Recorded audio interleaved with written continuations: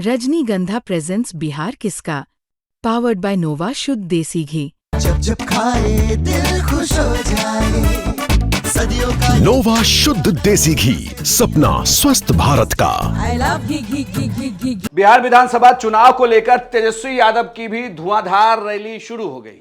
जो तेजस्वी के फैन कहते हैं कि हेलीकॉप्टर को ट्रैक्टर बना दिया, तो आज से तेजस्वी जो है एक दिन में 5-5 जनसभाएं करने वाले हैं।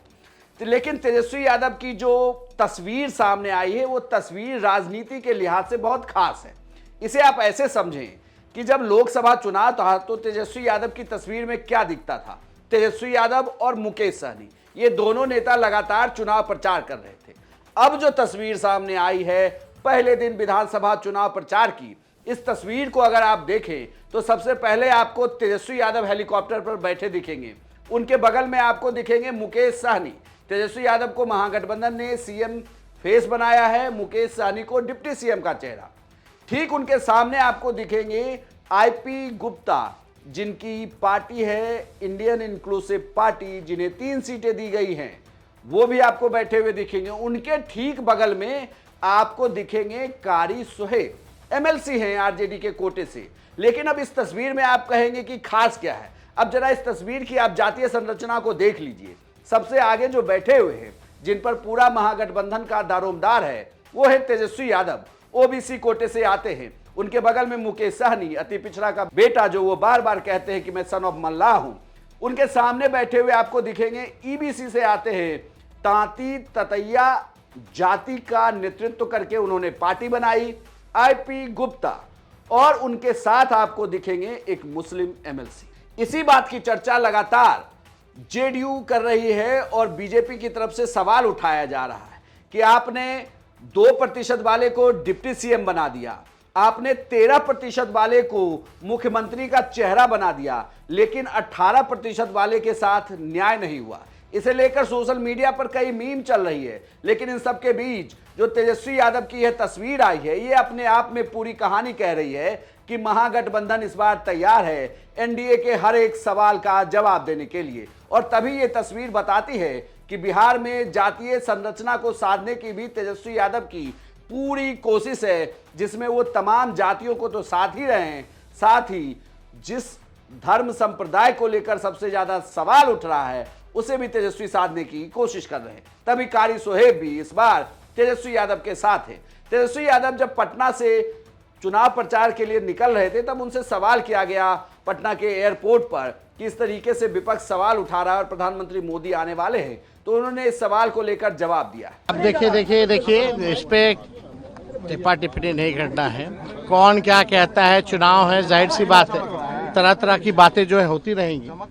लेकिन तेजस्वी का एकमात्र लक्ष्य है कि बिहार को जो है नंबर 1 बनाना है। और हम टूटी फूटी और झूठी बातें नहीं कहते हैं, कच्ची बात नहीं करते हैं, पक्की बात करते हैं। आप सब लोगों को पता है, जो कहते हैं वो करते हैं, जो कहेंगे वो करेंगे। और आप सब लोगों को बताना चाहेंगे कि तेजस्वी अगर सीएम बनेगा तो बिहार के लोग भी सीएम बनेंगे, यानी चिंता मुक्त बनाएंगे हम। और यही नहीं, बल्कि अपराध भ्रष्टाचार मुक्त बिहार बनाएंगे। पढ़ाई, दवाई, कमाई, सिंचाई, सुनवाई और कार्रवाई वाली सरकार हम लोगों को बनाना है।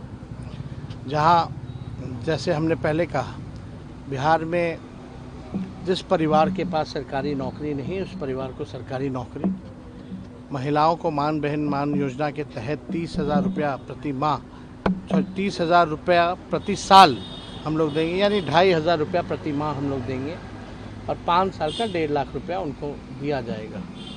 इसके अलावा जो हम लोगों ने जो घोषणा की है, चाहे संविदा कर्मी हो, उनको पक्का किया जाएगा।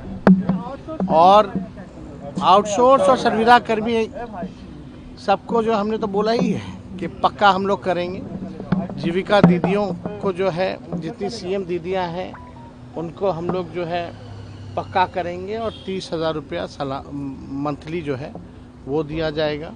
5 लाख रुपए का बीमा जीविका दीदियों के लिए कराया जाएगा। जो एक्स्ट्रा काम सरकार कराती है जीविका दीदियों से, समूह से, उनको प्रति माह 2,000 रुपया जो है दिया जाएगा। तो ये सब काम जो है हम लोग करेंगे। कोई ऐसा सेक्टर नहीं है जो छूटे ना। सबको साथ लेकर के चलेंगे, हर जात धर्म विशेष सभी लोगों को आगे बढ़ाने का काम करेंगे। सामाजिक न्याय के साथ आर्थिक न्याय हम लोग देंगे। प्रधानमंत्री कह रहे हैं कि जंगल राज को 100 वर्षों तक कोई भूलने वाला नहीं है, प्रधानमंत्री कह रहे हैं। अब देखिए प्रधानमंत्री जी क्या कहते हैं नहीं कहते हैं। उन्होंने खुद ही नीतीश कुमार जी के 55 घोटाले गिनाए। क्या कार्रवाई हुई? जहाँ घोटाले हो रहे हैं कार्रवाई नहीं हो रही, वो जंगल राज होता है। जहाँ अपराधी खुलेआम घूम रहे हैं, कोई कार्रवाई नहीं हो रही, अपराधियों को संरक्षण दिया जा रहा है, वो जंगल राज है। कितने ऐसे दिन, कोई ऐसा दिन नहीं जहाँ बिहार में गोलियां, मर्डर, हत्या, लूट, रेप, किडनैपिंग ना हो रही हो। कहाँ है प्रधानमंत्री जी? और आपको हम बता दें, जो बीजेपी शासित राज्य है, पूरे देश में सबसे ज़्यादा अपराध जो है यूपी में है, दूसरे पे बिहार में है। टॉप 5 स्टेट जो है बीजेपी रूल्ड, पूरे देश में टॉप 5 बीजेपी रूल्ड स्टेट में सबसे ज़्यादा अपराध है। वहाँ क्या कर रही है? एक बार भी सृजन घोटाला, बालिका गृह कांड जैसी घटनाओं पे उन्होंने चर्चा की है। एजेंसियों का केवल दुरुपयोग करना है।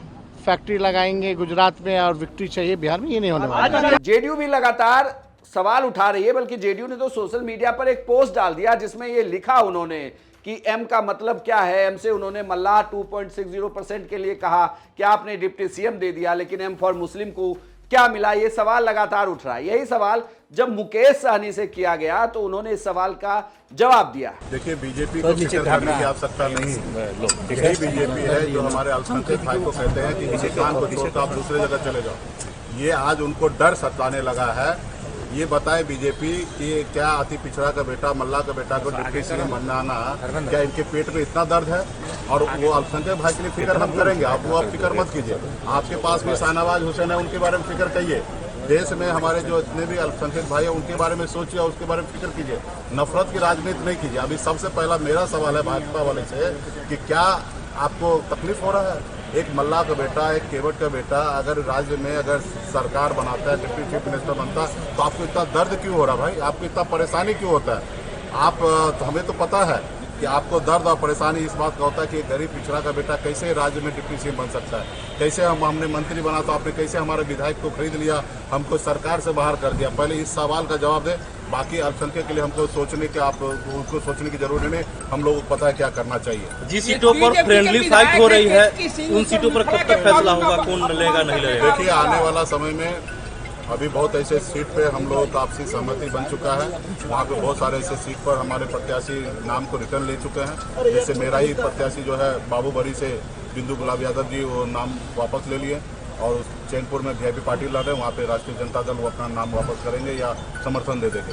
तो कुल मिला के हम लोगों का गठबंधन में चाहिए 2-4 सीट है, आने वाले समय में उसको भी हम लोग दूर कर लेंगे। आज प्रधानमंत्री नरेंद्र मोदी कर्पूरी ग्राम जा रहे हैं समस्तीपुर, क्या दलित वोट बैंक का साधने का है? देखिए, मोदी जी बिहार आते हैं, बिहार एक ही मकसद होता है उनका, बिहारी को गुमराह करना, बिहारी को गुमराह करके कैसे वोट ले लेना। आपने देखा 2 दिन पहले देश के गृह मंत्री जी बिहार आए थे और इंटरव्यू में उन्होंने कहा कि फैक्ट्री बिहार में लग ही नहीं सकता क्योंकि यहाँ पे जमीन ही नहीं है। आप बताइए, आपको जो आप लोग ऐसे बिहार के बिहारी होने के नाते और आप मीडिया के साथी हैं, आपको बिहार में जमीन नजर नहीं आ रहा है?